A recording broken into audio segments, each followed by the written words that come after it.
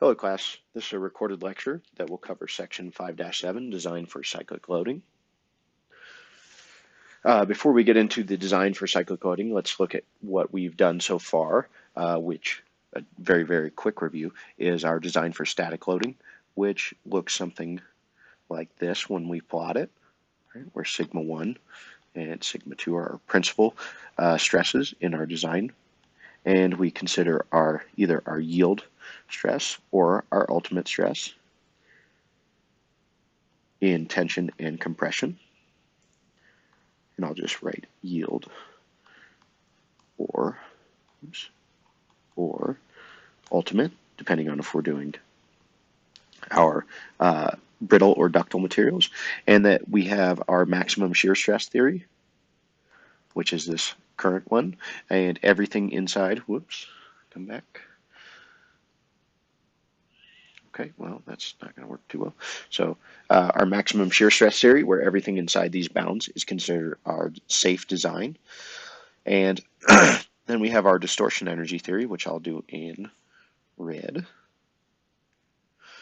which has an ellipse that looks something like this.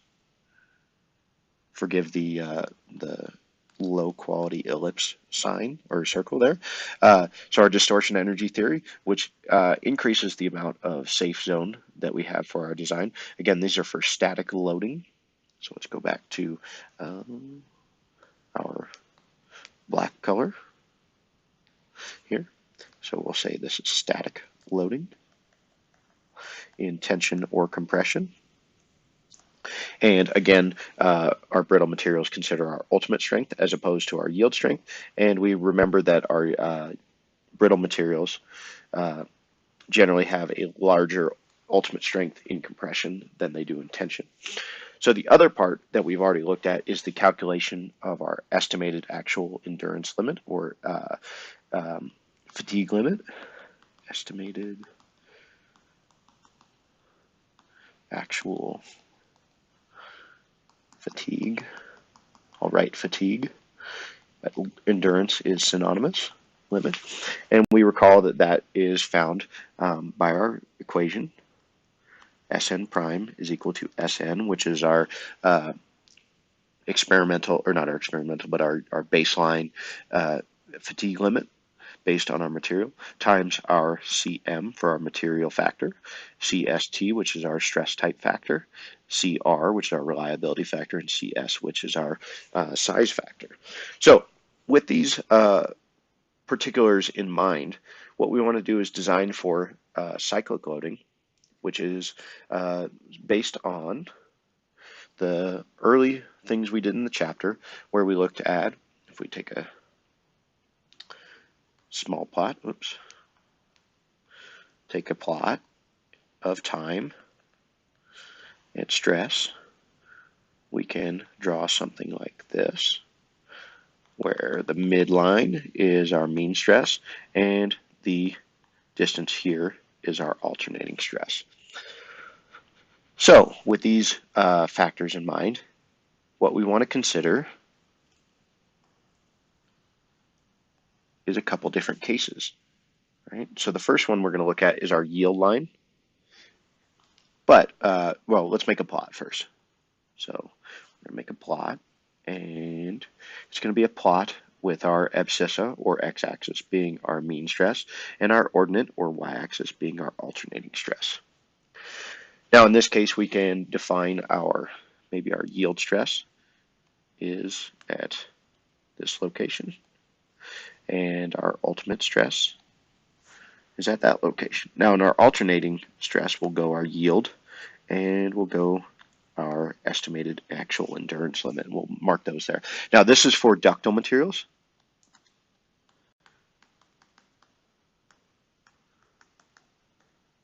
Which is what we'll cover first.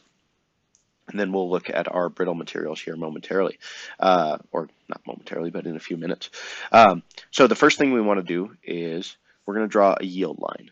So anytime that we have any sort of design, with our first load, we want to make sure that we don't exceed our yield stress. So I'm going to draw this in line, draw this line in red, and if it draws. There it goes. It's going to connect our yield stress at both points in our mean stress here and our alternating stress. So everything below this line is considered safe. This is our safe zone. All right. So when you first load up your design, you want to make sure that you don't exceed the yield stress in your mean stress, or the yield strength with your mean stress or your alternating stress. Okay. So the mathematical equation of this is going to be, forgive me, my tablet has a cracked screen, so sometimes it has a mind of its own. So the, come on. The mathematical equation of our yield line is what we call this in red, is going to be our alternating stress divided by our yield strength plus our mean stress divided by our yield strength is equal to 1. And that's equation 5-26 in your textbook. Okay, so all that says is that your alternating stress and your mean stress should both be below your yield strength, and the equation of this line, if we do it or if we do it on this plot, is going to be sigma A over sigma Y plus sigma M over yield strength is equal to 1. So that's great, grand, good. However, our fatigue and our cyclic loading generally reduces the strength of our material, especially in the alternating stress. Right? So if we go in here and switch colors to blue here, much more common is to consider the alternating stress compared to our estimated actual endurance limit here, and our yield strength for our mean stress. So I'm going to draw a straight line between these two, like so. All right, relatively straight. So now anything below this blue line is considered safe for our design. Right? So this is called our Soderberg criterion. I believe I'm pronouncing that correctly.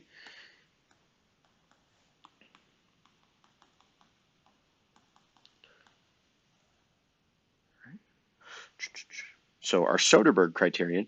Now the equation of this line is going to look similar, but it will have different parts to it, and I'll explain those. So we're going to consider our stress concentration factor, which we looked at in chapter 3, on our alternating stress. And we're going to divide that by our estimated actual endurance limit plus our mean stress over our yield strength is equal to 1 over n, which again is section 5-9, our design factor, which you can review and we'll cover in class. 5-27 is the equation number in your textbook. Now you ask, why do we consider the stress concentration factors on this particular one? Is because our stress concentration factors tend to amplify the amount of stress experienced by our part. So we need to consider that in our alternating stress when we evaluate it against our estimated actual endurance limit here to make sure that we maintain a safe design. Now you may ask, why don't we consider the stress concentration factors with our mean stress? Well, we generally don't do that because it's considered a ductile material, and the experimental evidence or the experimental data can show that the presence of stress concentration factors doesn't affect the contribution of mean stress to fatigue failure. Right? So that's a lot of words, right? So basically what we're saying is that the stress concentration factors applied to the mean stress doesn't have any effect on the failure due to fatigue. But if we look at our mean stress, if it's above our yield strength, it will fail due to yielding as opposed to fatigue. Okay, so that's why we're looking at the stress concentration factors only on the alternating stress here. Okay, now I'm going to erase that. I will print these notes that I'm writing down to PDF and post them on Blackboard for you guys to follow along or have as a hard copy as well. So hopefully you guys have access to that real soon. So let's go back up. If I can get my screen to cooperate, please. Let's go back up and let's look at another criterion. So in this case, the Soderberg criterion is relatively conservative because we're comparing only to the yield strength on our mean stress. Come on now. So I'm going to go up here and I'm going to draw, and I'm going to get my green color, and we're going to move back up and look at our plot. So we're going to consider a line between our estimated actual endurance limit and our ultimate strength in the mean stress direction. So if I draw a straight line right through here, like so, this green line adds an additional safety zone down here, right? Now, this can provide a little bit more of a complication because we have to check and make sure that we are not exceeding early cycle yielding, which we'll talk about. The possibility of yielding in the very first load is what we have to consider. All right, so before we get into that, let's look at the Goodman criterion in and of itself, the actual mathematical equation of it. Criterion. So again, we're going to consider the stress concentration factors only in the alternating stress direction, or not direction, but in the alternating stress component. And we're going to compare that to our estimated actual endurance limit.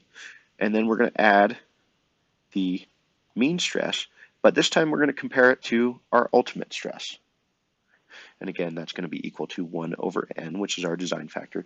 Now this is equation 5-28 in your text. But something we need to check for is called early cycle yielding, right? So notice in both of these cases, or in both of these scenarios, we want to make sure that we're not going to yield, right? Now the Goodman criterion, we are comparing our ultimate strength to our mean stress, which is fine, right? But if we never get a chance to get to our ultimate strength because we yield, we have to consider early cycle yielding. So when we initially load up our material or our part or our design with our whatever load or force or torque or whatever you're putting on your equipment, you have to check for yielding. So what we're going to do is we're going to look at the stress concentration factors times the alternating stress, and we're going to compare that to our yield stress. Whoa, that didn't help. Let's go back and make that like so. Apologize for that. Now we're going to add to that our stress concentration factors times our mean stress and divide that by our our yield stress is equal to 1 over n, right? And again, n being our design factor. This is equation 5-29 in your text. So what this check is doing for early cycle loading is the very first cycle, or maybe the second cycle, or the third cycle. You want to check your stress concentration factors, KT, here and here, against your alternating stress, and your mean stress against your yield stress. Also considering your design factor here. So we're adding all of these pieces together to check and make sure that one, our very first cycle is not going to cause yielding in our part. And then once that is satisfied, then we can move on to our Goodman criterion up here. If I can get my pen to draw right there. So that's what the whole purpose of the early cycle yielding is. That will help ensure that we have a safe part and we can actually move on to our Goodman criterion. So in addition to the Goodman criterion, as I try to move myself around, we can also look at something, which I'm going to draw in orange here, color orange, called our Gerber criterion. Now our Gerber criterion is much more experimental based, and it's got a parabolic shape to it, so it goes between the same points, our estimated actual endurance limit, and our ultimate strength down here. However, because it's got a curved shape, it's a little bit more difficult to implement mathematically. It's a little too far. Let's go back up a little bit. So we're going to write our Gerber criterion as such. Now, when I say it's a little bit more difficult, it's not tremendously difficult. It's just got a squared figure into it. So it'll look something like this. We're going to have our stress concentration factors times our design factor times our alternating stress compared to our estimated actual endurance limit or fatigue limit plus our design factor times our mean stress divided by our ultimate strength quantity squared equal to 1. That's equation 5-30 in your textbook. And that's based mostly on experimental evidence. The squared term makes it a little bit more difficult, but not tremendously difficult to implement mathematically or solve for directly, but still easily doable. So we're going to take a small break here, and then we'll consider brittle failure under the same criterion, and then we'll move on to chapter 6, which is columns.